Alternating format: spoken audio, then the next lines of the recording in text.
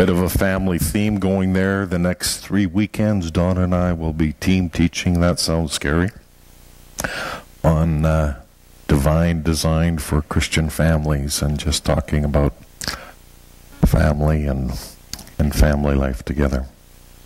Back to October 25th, 1999.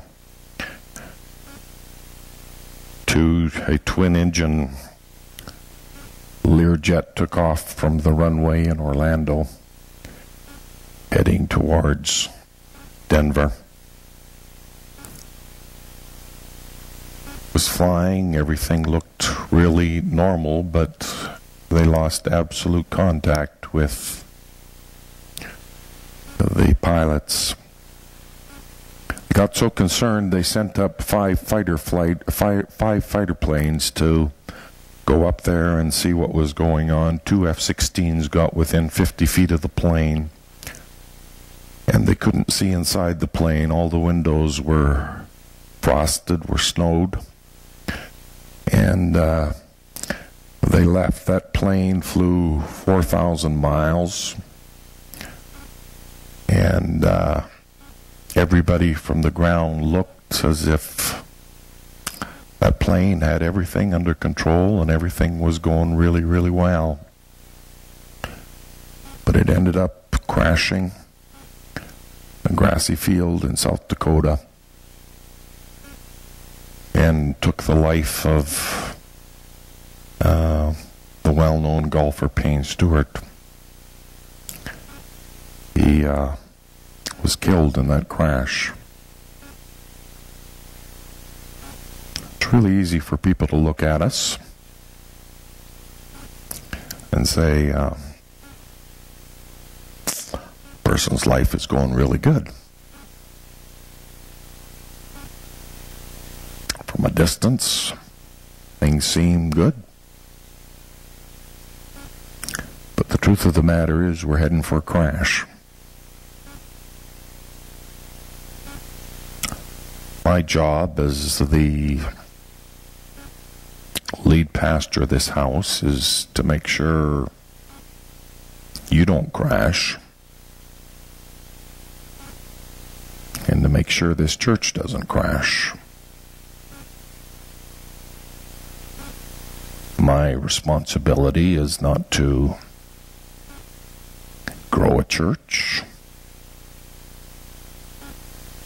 My responsibility is to make sure I'm leading a healthy church.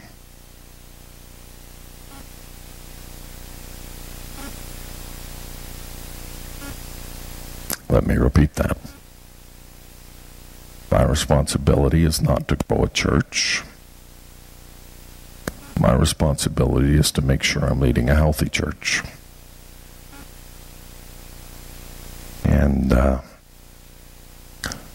the surface, it would look like 2012 has been a great year. We've grown. Finances are healthy. At least since I've been here, and I suspect this would ring through to the entire history of this church. We've never baptized so many people in a single year. We were able to arrange to have Pastor Drew serve as chaplain to the University of Saskatchewan.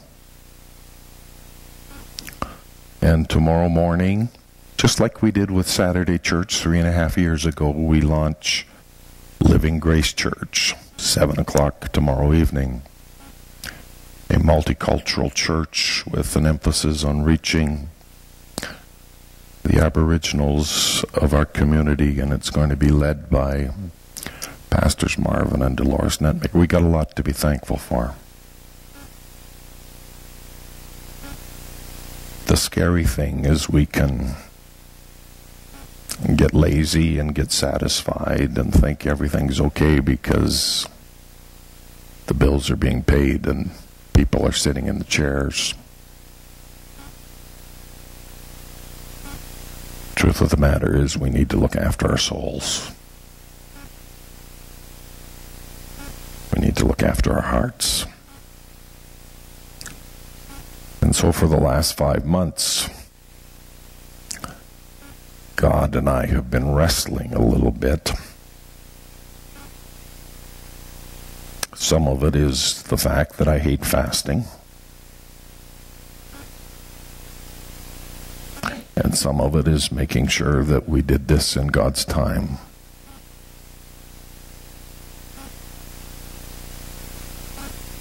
But I believe He's directed me to call us to 21 days of solemn assembly from January 7th to 27th.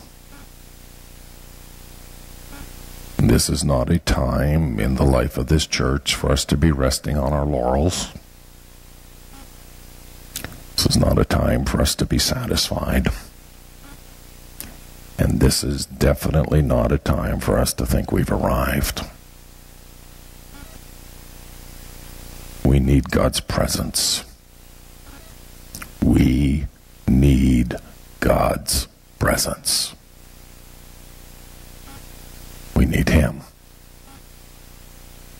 We need His touch. And so from January 7th to 27th, I am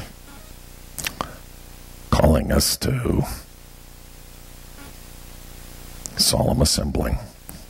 We read in Joel chapter 1, and I think it's verse 14. Consecrate a fast. Proclaim a solemn assembly. Tonight I proclaim a solemn assembly. Gather the elders, all the inhabitants of the land, to the house of the Lord your God, and cry out to the Lord. It is time for the Lawson family to cry out to the Lord. And in context of the book of Joel, it's a crying out to the Lord that is accompanied with prayer and fasting. It would be a mistake for me to rush over this. I'll try to talk as quickly as I can. But I'm inviting all of you to prayerfully consider fasting during these 21 days. There's 3 ways to fast. The first type of a fast is a partial fast. During the 21 days, you may want to say, I'm going to fast supper for 21 days. I'll eat breakfast, I'll eat lunch, but I'm going to fast supper. Some of you will say, I'm not going to eat anything but vegetables and fruit for 21 days. It can take on all kinds of flavors. Some of you can say, I'm going to eat Monday to Friday because I work, but I'll fast the 3 weekends. But I invite all of you to find a way to participate in this time of fasting. It's a partial fast. There's a total fast. Oh, I'll talk about liquid fast first. Okay, and total fast. Let's talk about number 3 first. Total fast is when you don't eat and you don't drink. I want to underline this because I don't want to be sued. I don't want to end up in court. I don't want this church to end up in court. Never go on a total fast for more than 3 days. If you're going to do that, be careful and make sure you don't do it for more than 3 days. And then there's a liquid fast where you just drink liquids for a prolonged period of time. And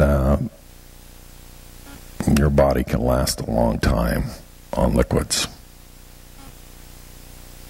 I have found the liquid fast to be one of the deepest spiritual experiences of my life. Because when I'm on a liquid fast, I'm hungry. When I'm hungry, my soul is always reminded of why I'm hungry. I'm hungry because I'm taking time to seek God and seek His face. And there's this constant returning to the face of God that isn't there when I'm eating turkey buns. Joel chapter 2, verses 15 to 17. I'm going to talk quickly here. Joel chapter 2, verses 15 to 17.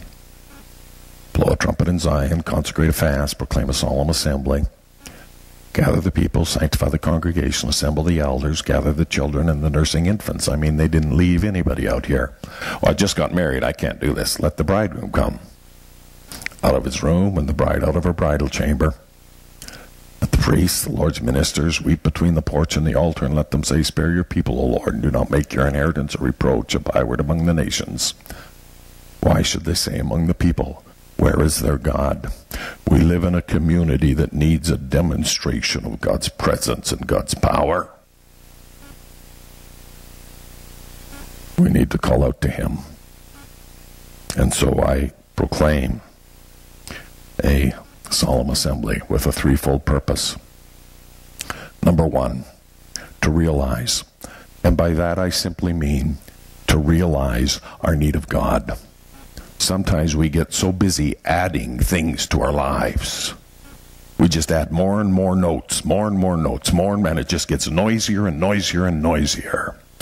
And we don't realize how far we are from the intimate walk with God that He desires us to have. Sometimes we need to step back. We need to do some realizing. I'd like to say more about that, but I want you to get home tonight. Number two, to repair. Invite God to come in and repair those areas of our lives that need repairing.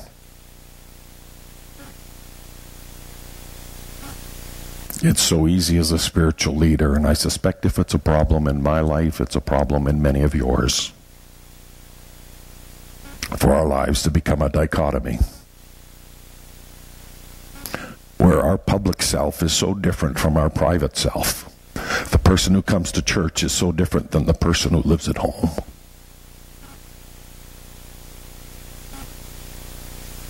We need to ask God to repair that. Bring us to where we need to be. Communion and fellowship with Him. And number three, to refill. Sanctify fast. Call a solemn assembly. It's the message of Joel. And then you read this in Joel chapter 2, verse 28. It'll come to pass after this that I'll pour out my Spirit on all mankind. A lot of us want the Spirit to be poured out, but we don't want to do the solemn assembling. We don't want to do the praying and the fasting. Oh, Holy Spirit, come.